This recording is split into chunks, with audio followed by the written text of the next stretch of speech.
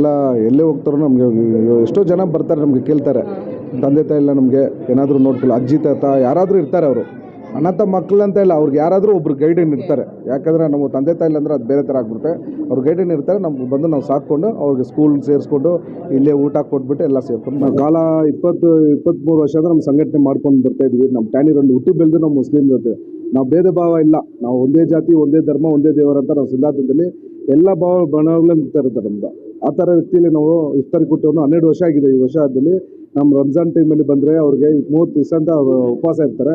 ಉಪವಾಸ ಟೈಮಲ್ಲಿ ನಮಗೆ ರೇಷನ್ ಕಿಟ್ಗಳು ಇವತ್ತು ಬೆಳಗ್ಗೆಯಿಂದ 350 ರೇಷನು ಕೆಳಗಡೆ ನೋಡ್ಬೋದು. ಒಂದು ಹ್ಯಾಂಡಿಕ್ರಾಫ್ಟ್ ಇರ್ಬೋದು, ಎಲ್ಲ ಬಡವ್ರ ಮಕ್ಳು ಇರ್ಬೋದು, ಅವ್ರು ರೇಷನ್ ಕೊಡ್ತೀವಿ ನಾವು. ಅವ್ರು ಬರ್ತಾರೆ, ಅವ್ರು ಕೇಳ್ತಾರೆ ನಮಗೆ ರೇಷನ್ ಕೊಡ್ತೀವಿ. ಮುಂದಿನಲ್ಲಿ ನಾವು ರೇಷನ್ ಕೊಡ್ತೀವಿ, ಎಲ್ಲರಿಗೂ ಬಡವ್ರಿಗೆ ಕೊಡ್ತಾ ಇರ್ತೀವಿ ನಾವು. ಇವತ್ತು ಇಫ್ತಾರಿಗೆ ಕೊಟ್ಟು 30 ದಿವಸ ಅಂತ ಅವ್ರು ಉಪವಾಸ ಇದ್ದರು. ನಮ್ಮ ಹಿಂದೂರಿಂದ ನಾವು ಅವ್ರಿಗೆ ಒಂದು ದಿವಸ ನಾವು ಊಟ ಕೊಡ್ತೀವಿ. ಯಾಕಂದರೆ ಇದು ಭೇದ ಭಾವ ಇಲ್ಲ, ನಾವೆಲ್ಲ ಒಂದೇ ಈಕ್ವಲ್ ಆಗಿರ್ತೀವಿ. ವಿ ಆರ್ ಇಂಡಿಯನ್ ಅಂತ ಹೇಳಿ ನಾವು ಇದು ಮಾಡ್ತೀವಿ. ಸರ್, ನಮ್ಮ ಶುತಿಕಾ ವುಮೆನ್ಸ್ ವೆಲ್ಫೇರ್ ಟ್ರಸ್ಟ್ ಅಂತ ಬಡವ್ರ ಮಕ್ಕಳು ನಮ್ಮ ಹತ್ರ ಇದ್ದಾರೆ. 35 ಮಕ್ಕಳನ್ನ ಸಾಕ್ತಾ ಇದ್ದೀನಿ. ನಮ್ಗೆ ಯಾರು ಸಪೋರ್ಟಿಂದ ಇಲ್ಲ, ನಮ್ಮ ದೇವ್ರ ಸಪೋರ್ಟ್ ಇದ್ದಾರೆ. ನಮ್ಮ ಸಂಘಟನೆಯಲ್ಲಿ ಎಲ್ಲರೂ ಬಂದು ಏನಾದರೂ ಕೈಲಿ ಆಗೋದು ಮಕ್ಕಳಿಗೆ ಕೊಟ್ಬಿಟ್ಟು ಹೋಗ್ತಾರೆ. ರೇಷನ್ ಕಿಟ್ಟ ಇರ್ಬೋದು, ಏನಾದರೂ ಆ ಥರ ರೀತಿಯಲ್ಲಿ ನಮ್ಮ ಎಲ್ಲರೂ 3 ಟೈಮ್ ಊಟ ಕೊಡಬೇಕು. ಈ ಕಾಲದಲ್ಲಿ ಎಷ್ಟು ಕಷ್ಟ ಇದೆ ನಮ್ಗೆ ಗೊತ್ತು. ಒಂದು ಟೀ ಕೊಡ್ಸಲ್ಲ ಜನರು, ದುಡ್ಡು ಇರೋರು. ಆ ರೀತಿಯಲ್ಲಿ ನಾವು ಎಲ್ಲರೂ ಬಂದು ಮಕ್ಕಳನ್ನ ಸಾಕ್ತಾ ಇದನ್ನೋದು ಎಷ್ಟು ಕಷ್ಟ ನಮ್ಗೆ ಗೊತ್ತದು. ಆ ಥರ ಮಾಡ್ಕೊಂಡು ಬರ್ತಾ ಇದ್ವಿ. ಮುಂದಿನಲ್ಲಿ ನಾವು ಮಾಡ್ತೀನಿ. ನಾವು ದೇವ್ರ ಶಕ್ತಿ ಕೊಟ್ಟಾರೆ, ನಮ್ಮ ತಂದೆ ಆಶೀರ್ವಾದ ಯಾವತ್ತಿನ ನನ್ನ ಮೇಲೆ ಇದೆ ಅಂತ ಇದು ಮಾಡ್ತೀನಿ. ಜೈರುದ್ದೀನ್ ಹಜ್ರೋತ್ ಇರ್ಬೋದು, ಅವ್ರು ಬಂದಿದ್ದಾರೆ. ಅವ್ರು ನಮಗೆ 30 ವರ್ಷ ಅಂತ ನಮಗೆ ಎಲ್ಲ ಏನಾದರೂ ಸೊಲ್ಯೂಷನ್ ಇದ್ರೂ ಬರ್ತಾರೆ. ಅವರು ನಮ್ಗೆ ಬಂದರೆ ನಮ್ಮ ಗಿರೀಶ್ ಇರ್ಬೋದು, ನಮ್ಮ ಅರಸು ಸರ್ ಇರ್ಬೋದು, ನಮ್ಮ ಈಶ್ವರ ಸರ್ ಇರ್ಬೋದು, ನಮ್ಮ ಅಸ್ಗರ್ ಇರ್ಬೋದು, ಭಾಸ್ಕರ್ ಇರ್ಬೋದು, ಆನಂದ್ ಸರ್ ಇರ್ಬೋದು, ಎಲ್ಲರೂ ಬಂದಿದ್ದಾರೆ. ನಮಗೆ ಎಲ್ಲರೂ ಆತ್ಮೀಯರು. ಏನಾದರೂ ನಮ್ಮ ಸಮಸ್ಯೆ ಇದ್ದಿದ್ದಂದರೆ ನಮಗೆ ಗೌರ್ಮೆಂಟಿಂದ ಒಂದು ಅವಾರ್ಡ್ ಬಂತು, ಕರ್ನಾಟಕ ಪ್ರಶಸ್ತಿ ಅವಾರ್ಡ್ ಅಂತ. ಈ ವರ್ಷದಲ್ಲಿ 85 ಅವಾರ್ಡ್ ತೊಗೊಂಡಿದ್ದು ನಾನು ಯಾರಿಗೂ ಹೇಳಿಲ್ಲ. ನಾನು 85 ಅವಾರ್ಡ್ ಎಲ್ಲ ಗೌರ್ಮೆಂಟಿಂದ ತೊಗೊಂಡಿದ್ದೆ.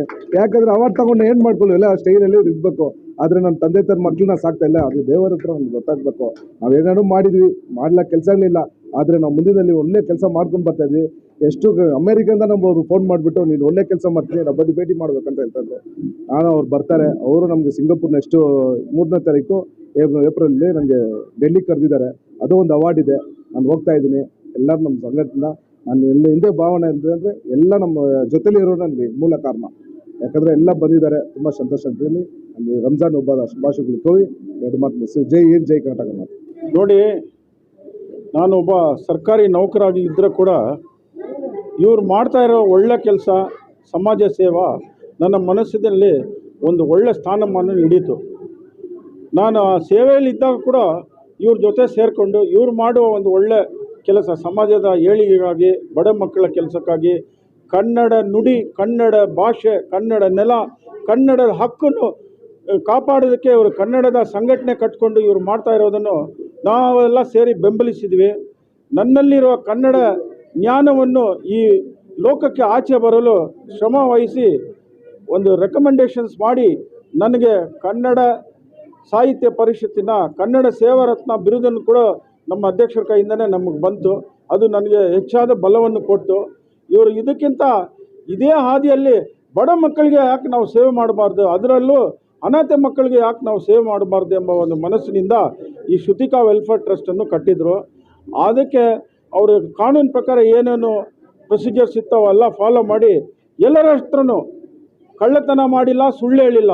ಆದರೆ ಮಕ್ಕಳಿಗೆ ಆಗಿ ಎಲ್ಲ ದಾನಿಗಳು, ಹಿತೈಷಿಗಳನ್ನು ಪರಿಚಯಿಸಿ ಗುರುತಿಸಿ ಅವರ ಒಂದು ನೆರವಿನಿಂದ ಈ ಒಂದು ಕಾರ್ಯಕ್ರಮವನ್ನು ಮಾಡಿದ್ದಾರೆ.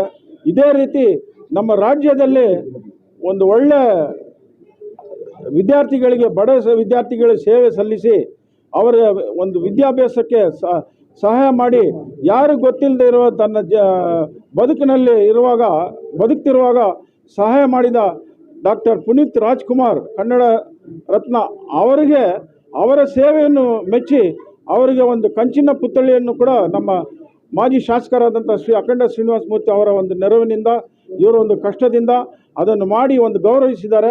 ಇದೆಲ್ಲ ಎಲ್ಲ ಕಡೆ ಹೇಳ್ತಾರೆ, ನಿಮ್ಮ ಅಧ್ಯಕ್ಷರು ಏನಪ್ಪ ಬರೀ ಕನ್ನಡ ಸೇವೆ ಮಾತ್ರ ಮಾಡ್ತಾ ಇಲ್ಲ, ಈ ಸಮಾಜ ಸೇವೆ, ಬಡವರ ಸೇವೆಗೆಲ್ಲ ಕೂಡ ಮಾಡ್ತಿದ್ದಾರೆ ಎಂದು ಹೇಳಿರೋದ್ರಿಂದ ಅವರು ಖಂಡಿತ ಇವತ್ತು ಕೆಂಪೇಗೌಡ ಬಿರುದು ಬಂದಿದೆ. ಇನ್ನು ನಮ್ಮ ರಾಜ್ಯದಲ್ಲಿ ಬೇರೆ ಬೇರೆ ಬಿರುದುಗಳು ಏನೇನಿದೆ ಅಂತೆಲ್ಲ ನಿಮಗೆ ಗೊತ್ತು. ಆ ಬಿರುದುಗಳು ಕೂಡ ಸದ್ಯದಲ್ಲೇ ಬಂದರೆ ಯಾರು ಆಶ್ಚರ್ಯ ಪಡೋಂಗಿಲ್ಲ ಅಂಥೇಳಿ ನನ್ನ ಒಂದು ಬಯಕೆ.